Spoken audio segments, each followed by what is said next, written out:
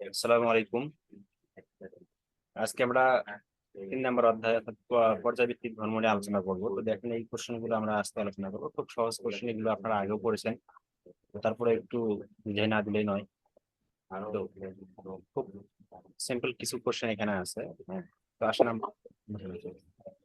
প্রথমে আমরা যে কোশ্চেনটা নিয়ে আলোচনা করবো সেটা হলো যে এই যে এটা, হ্যাঁ, আধুনিক পর্যায় সূত্র এবং পর্যায় সারণী যে ইলেকট্রনের মূল ভিত্তি, সেটা আমরা আসলে আলোচনা করবো।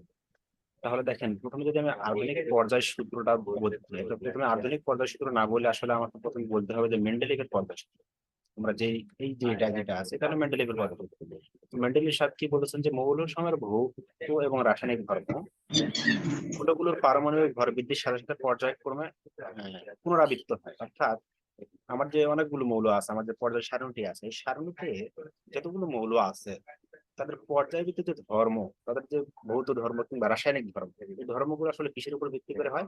অর্থাৎ পারমাণবিক ভরের সাহায্যে। পারমাণবিক ভর যত বৃদ্ধি পাবে সেই অনুসারে পর্যায়ক্রমে আবর্তিত হবে। ঠিক আছে। আচ্ছা, তো এই সূত্রের মূল ভিত্তি ছিল আসলে পারমাণবিক ভর। তো এই সূত্রের সংশোধিত যে রূপটা, সেটাকে বলা হচ্ছে যে, সেটাকে বলতেছি আমরা পর্যায় সারণী আধুনিক সূত্র। দেখেন, এখানে লেখা আছে মেন্ডেলিভের পর্যায় সূত্রের সংশোধিত রূপ কে বলা হয় পর্যায় সারণীর আধুনিক সূত্র। আচ্ছা, বিভিন্ন মৌলের ভৌত বা রাসায়নিক ধর্মাবলী তাদের পারমাণবিক সংখ্যা অর্থাৎ ফোটন সংখ্যা বৃদ্ধির সাথে সাথে পরিবর্তিত বা আবর্তিত পারে। তাহলে যদি আমাকে বলে যে পর্যায় সারণীর সূত্র, মানে পর্যায় সারণীর যে সূত্র, হ্যাঁ, পর্যায়ভিত্তিক ধর্মের যে সূত্র, সেটা যদি আমাকে শুধু লিখতে বলে, তাহলে আমি মেন্ডেলিভের ওই সূত্রটা লিখবো যেখানে ভর আছে। ঠিক আছে।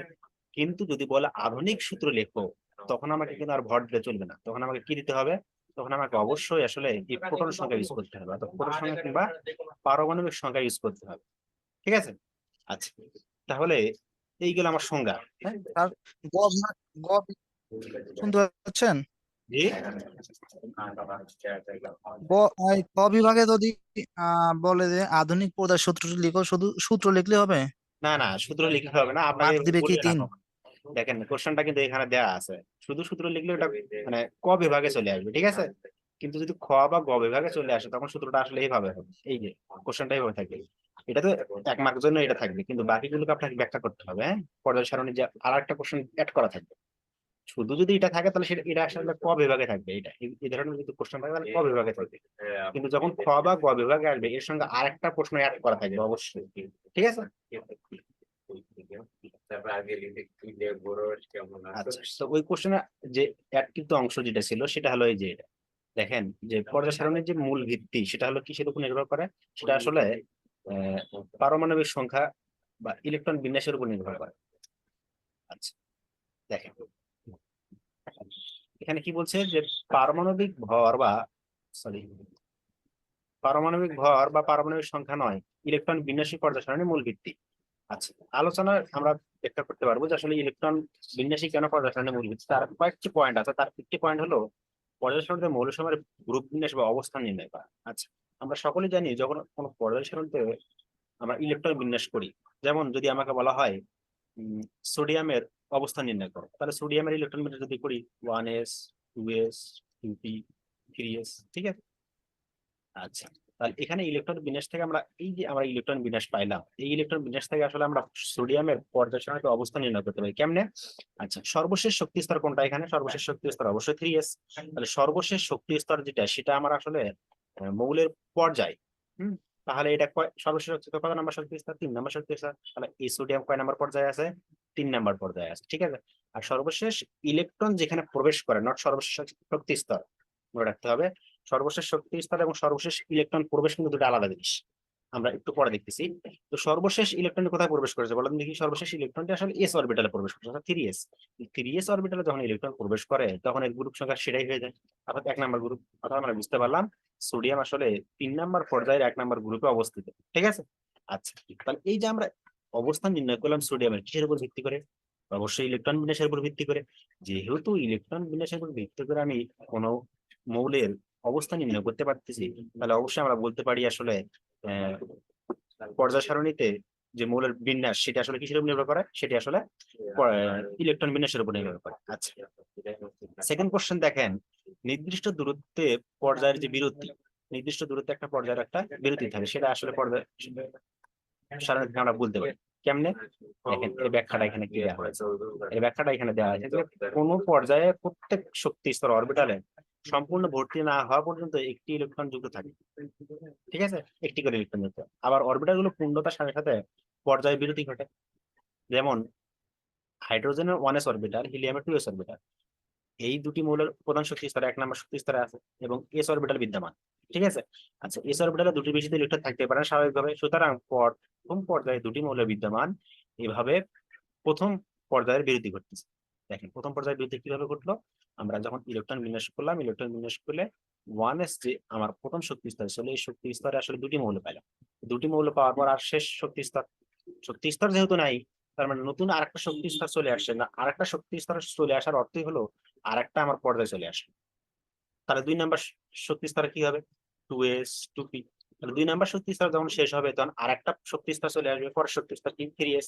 3s চলে আসার অর্থ হলো যে আমার 3 নম্বর পর্যায়ে চলে আসবে। তাহলে এভাবে আমরা পর্যায় সারণী ইলেকট্রন বিন্যাস করে আমরা বলতে পারি আসলে ইলেকট্রন বিন্যাস করে আমরা আসলে পর্যায় ভিত্তিক ধর্মগুলো বের করতে পারি। তারপরে বিভিন্ন পর্যায়ের মৌলের সংখ্যা নির্দিষ্ট করা, এটা আমরা বলতে পারি যে কত নাম্বার পর্যায়ে কতগুলো থাকবে মৌল। হ্যাঁ, 1 নম্বর পর্যায়ে 2টি মৌল আছে, 2 নম্বর পর্যায়ে 8টি মৌল আছে। হ্যাঁ, এভাবে আমরা বের করি 2 নম্বর 3 নম্বর পর্যায়ে 8টি মৌল আছে, 4 নম্বর পর্যায়ে 18টি মৌল আছে। এগুলো আসলে আমরা ইলেকট্রন বিন্যাসের উপর ভিত্তি করে বলতে পারি। আচ্ছা, একই গ্রুপের মৌলের সময় ধর্মের সাদৃশ্য। আচ্ছা, একই গ্রুপের যে সকল মৌল আছে এগুলো ধর্মের সাদৃশ্য আমরা ব্যাখ্যা করতে পারি।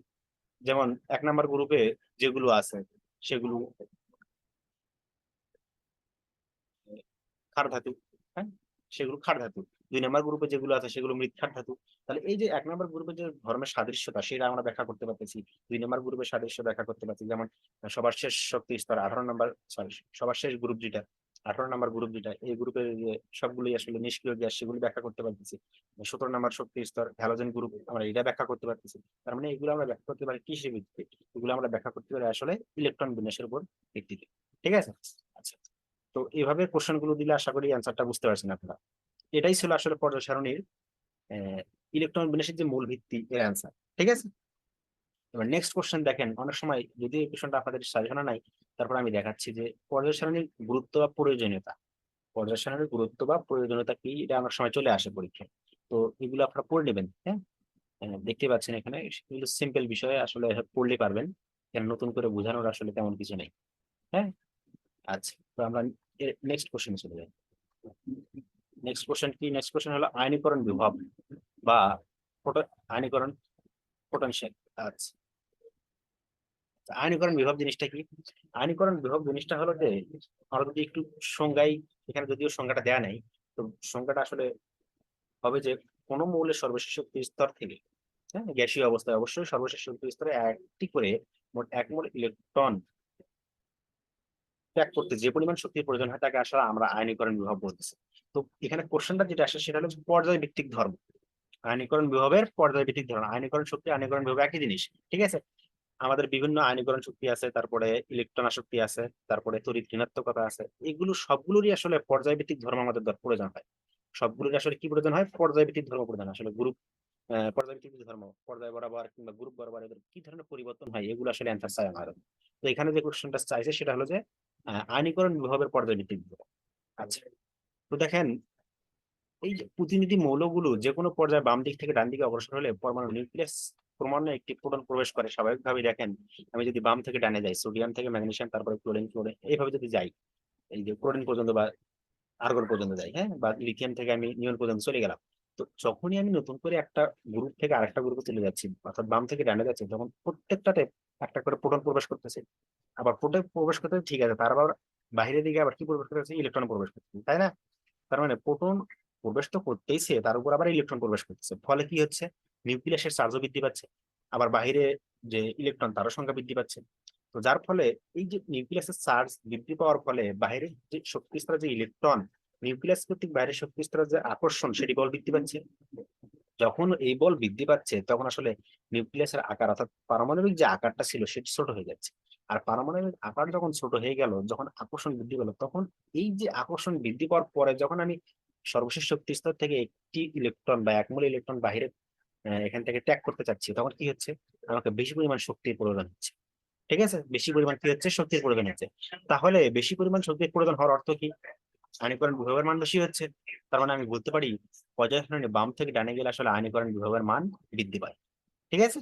আচ্ছা, এই গেল আসলে পর্যায় বরাবর। এবার যদি আমি গ্রুপ বরাবর কল্পনা করি, দেখেন গ্রুপ বরাবর যদি আমি কল্পনা করি তাহলে কি বলতে পারি, একটু ছোট করে নিই। আচ্ছা, গ্রুপ বরাবর যখন আমি যাব তখন নতুন করে একটি তো ইলেকট্রন প্রবেশ করবে। যেমন আমি যদি এই গ্রুপের কথা বলি, এই যে lithium, sodium, lithium, sodium, potassium, হ্যাঁ, এই কথাগুলো যদি বলি আমি, তাহলে দেখেন আমার এই 1 নম্বর শক্তি স্তর, 1 নম্বর শক্তি স্তরে একটি ইলেকট্রন ছিল, 2 নম্বর শক্তি স্তরে একটি ইলেকট্রন, সর্বশেষ শক্তি স্তর অবশ্যই 3 নম্বর পর্যায়ে যে মৌলটা তারও সর্বশেষ শক্তি স্তরে একটি ইলেকট্রন আছে, সবগুলোতে একটি ইলেকট্রন আছে। কিন্তু দেখেন এখানে যখনই আমি একটা গ্রুপ থেকে আরেকটা গ্রুপে আসতেছি তখন শক্তি স্তর সংখ্যা বৃদ্ধি পাচ্ছে, শক্তি স্তর সংখ্যা বৃদ্ধি পাচ্ছে। তার মানে নিউক্লিয়াস থেকে সর্বশেষ শক্তি স্তরের যে দূরত্ব সেটা কিন্তু বৃদ্ধি পাচ্ছে। নিউক্লিয়াস থেকে সর্বশেষ শক্তি স্তরের যে দূরত্ব সেটা আসলে পর্যায়ে গ্রুপ বরাবর যখনই আমি চলে যাচ্ছি তখন আসলে কি হচ্ছে, বৃদ্ধি পাচ্ছে। কারণ নিউক্লিয়াস থেকে সর্বশেষ শক্তি স্তরের যখন দূরত্ব বৃদ্ধি পাচ্ছে তখন আসলে নিউক্লিয়াস কর্তৃক, এখানে তো আর প্রোটনের সংখ্যা, নিউক্লিয়াস কর্তৃক যে সর্বশেষ শক্তি স্তরের যে ইলেকট্রনের প্রতি যে আকর্ষণ, তার মান আসলে ধীরে ধীরে হ্রাস পাচ্ছে। এবং আমরা দেখতে পাই যে যেহেতু পর্যায় বৃদ্ধি পাচ্ছে তার ফলে কি হচ্ছে, পরমাণু আকার বৃদ্ধি পাচ্ছে। আকার বৃদ্ধি পাওয়ার ফলে নিউক্লিয়াস কর্তৃক বাইরের শক্তি স্তরে যে ইলেকট্রন তার প্রতি আসলে অ্যাট্রাকশন, আকর্ষণ কমে যাচ্ছে। যার ফলে এরই বাইরের শক্তি স্তর থেকে একটি ইলেকট্রনকে ত্যাগ করা খুব সহজ হয়ে যাচ্ছে। আর সহজ হয়ে যাওয়ার অর্থ কি, সহজ হয়ে যাওয়ার অর্থ হলো আয়নীকরণ বিভবের মান হ্রাস পাচ্ছে, অর্থাৎ আয়নীকরণ শক্তির মান হ্রাস পাচ্ছে। তাই আমরা বলতে পারি গ্রুপ বরাবর উপর থেকে নিচে আসলে আয়নীকরণ শক্তির মান হ্রাস পায়। ঠিক আছে। আচ্ছা, নেক্সট কোশ্চেন দেখেন। হ্যাঁ, এগুলো আসলে একই কথা। যেমন আমরা এখানে যে পড়লাম সে পড়াটা এখানে দেওয়া হয়েছে, সেটা কি যে নাইট্রোজেন এবং অক্সিজেন এই দুটির মধ্যে আয়নীকরণ শক্তি কোনটি বেশি বা কেন কম, হ্যাঁ? এদের মধ্যে কোনটি বেশি কোনটি কম সেটা আমরা ব্যাখ্যা করতে পারি। আমরা ইলেকট্রনের সাহায্যে ব্যাখ্যা করতে পারি, ইলেকট্রন বিন্যাস। নাইট্রোজেনের ইলেকট্রন বিন্যাস করলে আমরা দেখতে পাই যে এর সর্বশেষ শক্তি স্তর অর্থাৎ 2p, 2p 3টি অরবিটাল, 2px, 2py, 2pz, সব সর্বশেষ শক্তি স্তরের সবগুলো আসলে একটি ইলেকট্রন আছে। ঠিক আছে। আচ্ছা, এবং অক্সিজেনের ক্ষেত্রে সর্বশেষ শক্তি স্তরে 4টি ইলেকট্রন আছে, 2px এ 2টি আছে, 2py এবং 2pz এ একটি একটি করে আছে। ঠিক আছে। আচ্ছা, তাহলে এখন দেখেন যে আমরা যখন জানি যে কোনো অরবিটাল সবচেয়ে বেশি সুস্থিত কখন হয়, যখন এতে ইলেকট্রন পূর্ণ থাকে কিংবা অর্ধপূর্ণ অবস্থায় থাকে। ঠিক আছে। সবচেয়ে একটা অরবিটাল সবচেয়ে বেশি সুস্থিত তখনই লাভ করবে যখন এতে ইলেকট্রন পূর্ণ থাকবে কিংবা অর্ধপূর্ণ অবস্থায় থাকবে। তো নাইট্রোজেনের ক্ষেত্রে এখানে ইলেকট্রন কিন্তু দেখেন সর্বশেষ শক্তিটা 2p তে অর্ধপূর্ণ অবস্থায় আছে, কিন্তু অক্সিজেনের ক্ষেত্রে কিন্তু অর্ধপূর্ণ অবস্থা থেকে একটি ইলেকট্রন বেশি আছে। তো আমরা কিছুক্ষণ আগে বললাম যে অর্ধপূর্ণ অবস্থায় অরবিটাল সবচেয়ে বেশি সুস্থিত থাকে, ঠিক আছে, পরমাণু সবচেয়ে বেশি সুস্থিত থাকে। তাহলে এর সুস্থিতির মান বেশি আর এর সুস্থিতির মান কম। কেন কম? কারণ এখানে একটি ইলেকট্রন বেশি আছে অর্ধপূর্ণ অবস্থা থেকে। হ্যাঁ, একটি ইলেকট্রন বেশি থাকার কারণে অর্ধপূর্ণ অবস্থা যে সুস্থিতি হ্রাস পেয়েছে, সুস্থিতি হ্রাস পাওয়ার অর্থ হলো যে আহ, এটি আসলে ইলেকট্রন ত্যাগ করতে পারবে খুব সহজে। কার তুলনায়? নাইট্রোজেনের তুলনায়। কারণ নাইট্রোজেনের সুস্থিতি বেশি, তার মানে এর থেকে ইলেকট্রন ত্যাগ করা আসলে কঠিন। কিন্তু অক্সিজেনের যেহেতু সুস্থিতি এর থেকে নাইট্রোজেনের তুলনায় কম, তার মানে অক্সিজেন থেকে ইলেকট্রন ত্যাগ করা খুব সোজা। খুব সোজা বলতে তেমন সোজা না, আসলে নাইট্রোজেনের তুলনায় সোজা। ঠিক আছে। তাহলে অক্সিজেনের অবশ্যই ইলেকট্রন যে বিভব, আয়নীকরণ বিভব, ইলেকট্রন আসুক, এই আয়নীকরণ যে শক্তি সেটা আসলে কি হচ্ছে, অবশ্যই কম হচ্ছে। কার তুলনায়? নাইট্রোজেনের তুলনায়। তা আমরা বলতেই পারি অবশ্যই যে এখানে নাইট্রোজেনের তুলনায় অক্সিজেনের আয়নীকরণ বিভবের মান কম এবং নাইট্রোজেনের আয়নীকরণ বিভবের মান বেশি। কারণ কি? কারণ একটাই, কারণ হলো অর্ধপূর্ণ অবস্থা অরবিটাল গুলো সুস্থিতি বেশি লাভ করে এবং অর্ধপূর্ণ অবস্থা না থাকলে তারা কি করে, কম সুস্থিতি লাভ করে। এটাই ব্যাখ্যা। এই যে দেখেন এর মানটা দেওয়া আছে, নাইট্রোজেনের আয়নীকরণ বিভবের মান 1402.3 কিলোজুল পার মোল এবং অক্সিজেনের আসলে 1314.3 কিলোজুল পার মোল। ঠিক আছে। দেখেন অবশ্যই এটার তখন না দেখ এরপরে নেক্সট কোশ্চেন চল যেটা আছে বলছি দেখ। সেটা হচ্ছে অক্সিজেন এবং ক্লোরিনের তড়িৎ ঋণাত্মকতা। অক্সিজেন এবং ক্লোরিনের তড়িৎ ঋণাত্মকতা। স্যার অথবা দিয়ে আরেকটা প্রশ্ন আছে যে নাইট্রোজেন শক্তি জি জি। প্রথম আণবিকরণ শক্তি হবে ওইখানেই অথবা দিয়ে আরেকটা প্রশ্ন আছে যে নাইট্রোজেনের প্রথম আণবিকরণ শক্তি অক্সিজেনের প্রথম আণবিকরণ শক্তি অপেক্ষা আচ্ছা, বেশি না কি জানো? প্রথম আয়নীকরণ প্রথম শক্তি আণবিকরণ শক্তি বলতে কি বোঝায়? আমি আচ্ছা বুঝাচ্ছি, দাঁড়ান।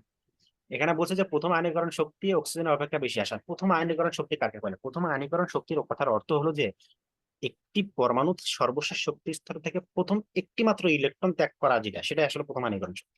যেমন আমি যদি বলি ম্যাগনেসিয়ামের কথা বলি, হ্যাঁ, ম্যাগনেসিয়াম 2+, ঠিক আছে না? তো ম্যাগনেসিয়াম 2+ এর যে সর্বশেষ শক্তি স্তর 3s2 আছে। তো এখানে তো দুটি ইলেকট্রন আছে, তো দুটি ইলেকট্রন কি একবারে ত্যাগ করবে সে?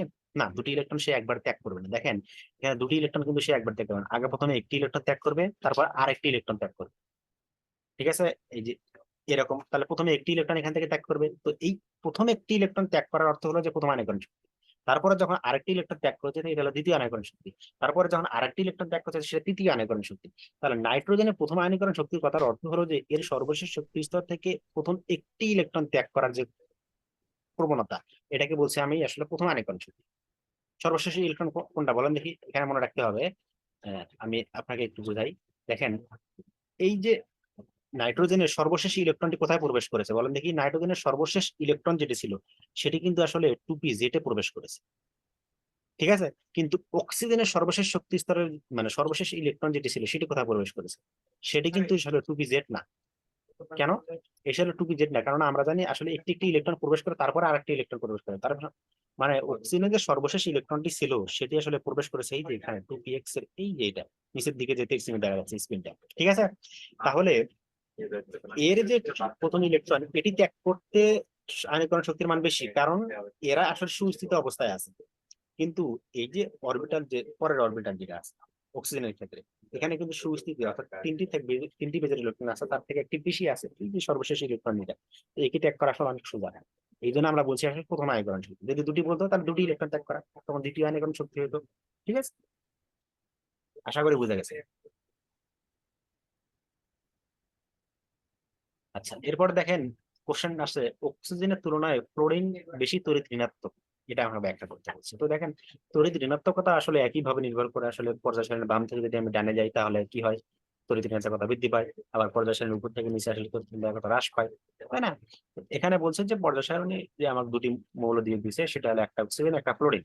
বলছে অক্সিজেনের তুলনায় ফ্লোরিনের তড়িৎ ঋণাত্মকতার মান বেশি। তড়িৎ ঋণাত্মকতা কি? তড়িৎ ঋণাত্মকতা হলো বাইরের শক্তি স্তর, আমরা আয়নীকরণ শক্তি যেটা বললাম সেটা হলো যে আহ বাইরের শক্তি স্তর যেটা ছিল সেখান থেকে ইলেকট্রন ত্যাগের যে প্রবণতা। হ্যাঁ, আচ্ছা, তো এখানে ইলেকট্রোনেগেটিভিটি কি? দেখেন ইলেকট্রোনেগেটিভিটি হলো যে আমার যে দুটি ইলেকট্রন থাকবে, শেয়ার কিন্তু যে ইলেকট্রন গুলো থাকবে কোনো আসলে সমযোজী বন্ধনে, সমযোজী বন্ধনে শেয়ার কিন্তু ইলেকট্রন দ্বয়কে নিজের দিকে টানার যে প্রবণতা বা ক্ষমতা, সেটাকে বলছি আসলে তড়িৎ ঋণাত্মকতা। তো ধরেন যে দুটি পরমাণু ইলেকট্রন শেয়ার করেছে, ঠিক আছে? এমনি আমি বলতেছি, আমি যদি এখানে একই বোঝাচ্ছে তো মনে করবেন যে এটি ক এটি খ। তাহলে এদের যে বন্ধনে ইলেকট্রন দ্বয়, এরা যে ইলেকট্রন শেয়ার করেছে, শেয়ার করা ইলেকট্রন যে কোনো একটি পরমাণু করতে আকর্ষণ করে নিজের দিকে টেনে নিচ্ছে, তাহলে নিজের দিকে যে টেনে নেওয়ার যে ক্ষমতা, এর যে ক্ষমতা, সেই ক্ষমতাটাকে বলছি আমি তড়িৎ ঋণাত্মকতা, ঠিক আছে? তাহলে বলছে এই যে তড়িৎ ঋণাত্মকতা পর্যায় সারণীর বাম থেকে ডানে গেলে কি হয়? অবশ্যই বৃদ্ধি পায়। আর এই তড়িৎ ঋণাত্মকতা কিসের কিসের উপর নির্ভরশীল? দুটি বিষয়, একটা হলো সংশ্লিষ্ট পরমাণুর আকার, আরেকটি হলো সংশ্লিষ্ট পরমাণুর অষ্টক পূর্ণ করতে অল্প সংখ্যক ইলেকট্রন প্রভাব মানে যে অভাব। তাহলে দেখেন সর্বশেষ শক্তি স্তর সরি মানে এই যে তড়িৎ ঋণাত্মকতা নির্ভর করছে দুটি বিষয়ের উপর। এক, পরমাণুর আকারের উপর, পরমাণুর আকার যত ক্ষুদ্র হবে তড়িৎ ঋণাত্মকতার মান তত বৃদ্ধি পাবে। দুই, পরমাণুর সর্বশেষ শক্তি স্তরে অষ্টক পূর্ণ থেকে যত কম সংখ্যক অরবিটাল ইলেকট্রন থাকবে তার তড়িৎ ঋণাত্মকতার মান তত বৃদ্ধি হবে। দেখেন অক্সিজেনের সর্বশেষ শক্তি স্তরে কটা ইলেকট্রন আছে? দেখেন দেখি 1 2 3 4 5 6টি। কিন্তু ফ্লোরিনে কটি আছে? 1 2 3 4 5 6 7 7। তাহলে এর অষ্টক পূর্ণ করতে দুটি ইলেকট্রন দরকার, এর অষ্টক পূর্ণ করতে একটি ইলেকট্রন দরকার, তাই না? তাহলে এর আবার আকারও কিন্তু ছোট, ফ্লোরিনের আকার আবার ছোট। কেন? পর্যায় সারণীতে এই অক্সিজেন বাম পাশে আর ফ্লোরিন ডান পাশে, আর আমরা জানি পরমাণুর আকার বাম পাশ থেকে ডান পাশে গেলে হ্রাস পায়। তাহলে স্বাভাবিকভাবেই যে প্রথম যে কন্ডিশন পরমাণুর আকার ক্ষুদ্র হতে হবে, সেটা কে টিকে গেল? অবশ্যই ফ্লোরিন। আবার নেক্সটে দেখেন যে সর্বশেষ শক্তি স্তরে যে অষ্টকপূর্ণ হতে এখানে আছে দুটি ইলেকট্রন কম, এখানে কয়টি ইলেকট্রন কম আছে, একটি ইলেকট্রন কম। তার মানে যেহেতু এর একটি ইলেকট্রন কম আছে, এ আসলে অ্যাট্রাকশন বেশি হবে। কেন অ্যাট্রাকশন বেশি হবে? কারণ হলো নিউক্লিয়াস কর্তৃক যে বাইরের শক্তি স্তর, এদের আসলে আকর্ষণ শক্তি বৃদ্ধি পাবে, কারণ এখানে প্রোটনের মান বৃদ্ধি পেয়ে গেছে। এখানে কিন্তু প্রোটনের মান বৃদ্ধি পেয়ে গেছে, তো প্রোটনের চার্জের মান বৃদ্ধি পাওয়ার অর্থই হলো বাইরের শক্তি স্তর যে ইলেকট্রন আছে তাকে অ্যাট্রাকশন করার বেশি হবে। ঠিক আছে, যার ফলে আসলে পর্যটনের বাম থেকে ডানে গেলে আসলে আহ তড়িৎ ঋণাত্মকতা বা ইলেকট্রোনেগেটিভিটির মান বেশি হয়। তার মানে সহজেই আমরা বুঝতে পারলাম এখানে ফ্লোরিন অক্সিজেনের তুলনায় তড়িৎ ঋণাত্মকতার মান বেশি। কারণ কি? কারণ এখানে দুটি, একটি হলো এর তুলনায় এর আকার ছোট, 2 নম্বর কন্ডিশন। এর আসলে অষ্টকপূর্ণ করতে মাত্র একটি ইলেকট্রন দরকার, এর অষ্টকপূর্ণ করতে আসলে দুটি ইলেকট্রন দরকার। এবং আর আমরা বলতে পারি যে এর আসলে ফ্লোরিনের প্রোটনের মান বেশি, যেটা 9, অক্সিজেনের কত 8, তাই না? তাহলে প্রোটন যেহেতু কম আছে, তার মানে এর যে অ্যাট্রাকশন প্রোটন কর্তৃক নিউক্লিয়াস কর্তৃক বাইরের শক্তি স্তরে যে অ্যাট্রাকশন সেটা কম, ক্লোরিনের যেহেতু 9, তার মানে অবশ্যই বেশি, কারণ নিউক্লিয়াস কর্তৃক বাইরের শক্তি স্তরে যে অ্যাট্রাকশন সেটা আসলে অবশ্যই বেশি হবে। এই দেখেন এখানে আকার দেওয়া আছে 0.73 অ্যাংস্ট্রম, এখানে 0.72 অ্যাংস্ট্রম। ঠিক আছে, আচ্ছা। তো যদি এবার কোশ্চেন আসে এরকম যে আসলে ফ্লোরিন এবং ক্লোরিনের মধ্যে বলেন দেখি, ক্লোরিন এই দুটির মধ্যে তড়িৎ ঋণাত্মকতার মানে মান কেমন, কার বেশি, বা ইলেকট্রন আসক্তির মান কার বেশি, এগুলো যদি ব্যাখ্যা করতে বলে তাহলে কেমন ব্যাখ্যা করবেন? এগুলো আপনাদের বাড়িতে আছে, হ্যাঁ, এগুলো করে আমাদের অ্যান্সার জানাবেন। এবার দেখেন নেক্সট কোশ্চেন, ম্যাগনেসিয়াম আয়নস আকার ছোট, কিন্তু ক্লোরিন অপেক্ষা ক্লোরাইডের আকার কেন বড়? আচ্ছা, তাহলে আমরা বলছিলাম যে পর্যায় সারণী বাম থেকে ডানে গেলে আকার কি হয়? আকার হ্রাস পায়। কেন হ্রাস পায়? কারণ নিউক্লিয়াসের প্রোটনের মান বৃদ্ধি পায়, যার ফলে বাইরের শক্তি স্তরের অ্যাট্রাকশন বৃদ্ধি পায়, যার ফলে আকার ছোট হয়। আচ্ছা, কিন্তু আয়নের ক্ষেত্রে আসলে আকার ছোট বড় হতে পারে। যারা ধাতু আছে, যারা ইলেকট্রন ত্যাগ করতে সক্ষম, তাদের আকার ছোট হয়ে যায়, এবং যারা ইলেকট্রন গ্রহণ করে তাদের আকার আসলে বড় হয়ে যায়। কেন বড় হয়, কেন ছোট হয়? দেখেন, আমি যদি ম্যাগনেসিয়ামের কথা বলি, ম্যাগনেসিয়ামের সর্বশেষ শক্তি স্তরে কয়টি ইলেকট্রন ছিল? দুটি ইলেকট্রন ছিল। এই যে দেখেন দুটি ইলেকট্রন আছে। তো বাইরের শক্তি স্তর থেকে যখন মানে দুটি ইলেকট্রন ত্যাগ করবে, তখন তখন কিন্তু শক্তি স্তরটা নাই হয়ে যায়, তাই না? যখন শক্তি স্তর কিন্তু নাই, স্বাভাবিকভাবে আকার কি হয়ে গেছে? আকার আসলে ছোট হয়ে গেছে, স্বাভাবিকভাবে আকার কি হয়ে গেছে? ছোট হয়ে গেছে। কিন্তু যখন এই এখন আমরা ক্লোরিনের কথা বলছি, হ্যাঁ, তো ক্লোরিনের কথা বললে কি হবে? দেখেন ক্লোরিন আমি যদি বলি এটা কেন্দ্র, ক্লোরিন এখানে কয়টি ইলেকট্রন আছে, প্রোটন আছে 17টি প্রোটন আছে। ঠিক আছে, আবার বাইরের শক্তি স্তর যদি কল্পনা করি আমি, বাইরের শক্তি স্তরে কয়টি ইলেকট্রন আছে? 7টি ইলেকট্রন আছে, তাই না? তাহলে এখন আরেকটি ইলেকট্রন যদি প্রবেশ করে, তাহলে আরেকটি ইলেকট্রন যখন প্রবেশ করলো, তখন আসলে এখানে 8টি ইলেকট্রন হয়ে গেল, রাইট? তাহলে 8টি ইলেকট্রন হওয়ার পরে সর্বশেষ শক্তি স্তরে এখন প্রোটনের চার্জের মান কিন্তু বৃদ্ধি পায়নি। দেখেন প্রোটনের চার্জের মান আসলে বৃদ্ধি পায়নি। তো প্রোটনের চার্জের মান যখন বৃদ্ধি পায়নি, তখন আসলে এর প্রোটন কর্তৃক বাইরের শক্তি স্তরে যে আকর্ষণ, সেটার মান কিন্তু আর বৃদ্ধি পাবে না। সেটার আকর্ষণ আসলে বৃদ্ধি পাবে না। যখন এই আকর্ষণ বৃদ্ধি পাবে না, তখন আসলে কি হবে? আকার আসলে ছোট আর হওয়ার সম্ভাবনা নেই। ঠিক আছে না? আকার আসলে কি হবে না? ছোট হবে না। কিন্তু যখন আমি ম্যাগনেসিয়ামের কথা বলছি, তখন আসলে বাইরের শক্তি স্তরে যে ইলেকট্রন ছিল, যদি আমার ম্যাগনেসিয়াম হয়, এর প্রোটনের সংখ্যা 12, বাইরের শক্তি স্তরে ইলেকট্রন এখন কত? দুটো চলে যাওয়ার পর অবশ্যই 10, কমে গেছে চার্জের মান, কিন্তু প্রোটনের মান এখানে বেশি হয়ে গেছে। কারণ নিউক্লিয়াস কর্তৃক বাইরের শক্তি স্তর যে ইলেকট্রন, বাইরের শক্তি স্তর, সেটিকে আসলে অ্যাট্রাকশন বৃদ্ধি পেয়ে গেছে, যার ফলে এর আকার আসলে ছোট হয়ে যাবে। কিন্তু এখানে যেহেতু অ্যাট্রাকশন প্রোটনের চার্জের মান মানে প্রোটনের মান বৃদ্ধি পায়নি, যার ফলে বাইরের শক্তি স্তরে ইলেকট্রন বৃদ্ধি পাওয়ার ফলেও আসলে কখনো কি হবে না? আকার বৃদ্ধি হবে, সরি আকার হ্রাস পাবে না। হ্যাঁ, কেননা নিউক্লিয়াস কর্তৃক বাইরের শক্তি স্তরে যে ইলেকট্রন, তাদের আকর্ষণ মান অবশ্যই কম, যার ফলে আসলে ক্লোরিনের মান, ক্লোরাইডের আকার বড় হয়ে যাবে, ম্যাগনেসিয়াম আয়নের আকার ছোট হয়ে যাবে। আবার নেক্সট কোশ্চেন দেখেন, এখানে কপার এবং জিঙ্ক, হ্যাঁ, কপার এবং জিঙ্কে বলছে অবস্থান্তর মৌল নয় কিন্তু। তাহলে অবস্থান্তর মৌল কাকে বলে? অবস্থান্তর মৌল যে সকল মৌলের পরমাণুতে আংশিক পূর্ণ ডি অরবিটাল থাকে, আংশিকভাবে পূর্ণ ডি অরবিটাল থাকে, তাদেরকে আসলে অবস্থান্তর মৌল বলে। তাহলে দেখেন যে কোনো মৌলের ডি অরবিটাল যেসব মৌল, সেগুলি আসলে অবস্থান্তর মৌল হয়ে থাকে। তবে অবস্থান্তর মৌল হওয়ার শর্ত হলো যে আপনাকে সুস্থিত আয়ন কল্পনা করতে হবে।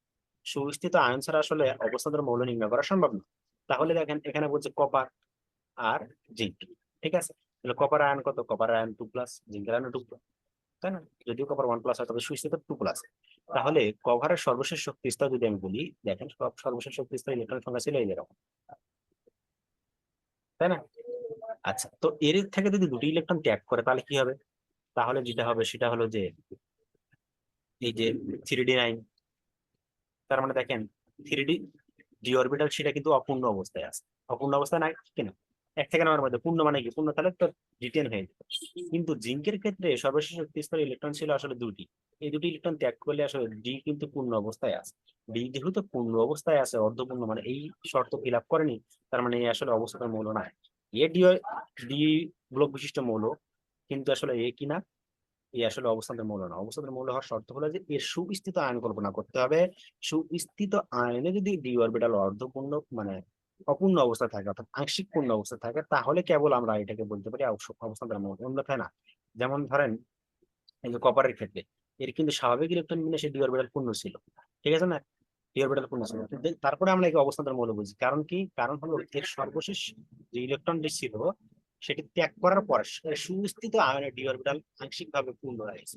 দ্যাটস আমি এটাকে বলছি আসলে অবস্থান্তর মৌল। আর এর সুস্থিত আয়নের ডি অরবিটাল যেহেতু পূর্ণ অবস্থায় আছে, অপূর্ণ অবস্থায় নাই, দ্যাটস আমি এটাকে বলছি আসলে অবস্থান্তর মৌল নয়। ঠিক আছে? আচ্ছা, তো এই ছিল আমাদের আজকের ক্লাস। দেখেন শেষ হয়ে গেছে আমাদের। তো আশা করি আপনারা বুঝতে পারছেন। আমাদের 3 নাম্বার অধ্যায় যেটি আরেকটা ছিল প্রশ্ন, সেটি শেষ হয়ে গেল। তো আপনাদের এর আগেও অনেকগুলো ক্লাস দেওয়া হয়েছে, আপনাদের সেগুলো দেখে নিন। আরেকটা প্রশ্ন আর সাজেশন দেওয়া হয়েছে, সাজেশন গুলো ফলো শুনতে করবেন। পাচ্ছেন? আর অবশ্যই এগুলো বারবার শুনতে প্র্যাকটিস পাচ্ছেন? করবেন, তাহলে আপনাদের পরীক্ষা ভালো হবে আশা করা যায়। আর যদি কোনো অধ্যায়ের সমস্যা কিংবা কোনো কোশ্চেন বুঝতে সমস্যা হচ্ছে, যে কোনো সমস্যার জন্য সমাধানের জন্য আমাদের নক দিবেন। আমরা আসলে আপনাদেরকে সর্বাত্মক চেষ্টা করবো অ্যান্সার দিতে হবে।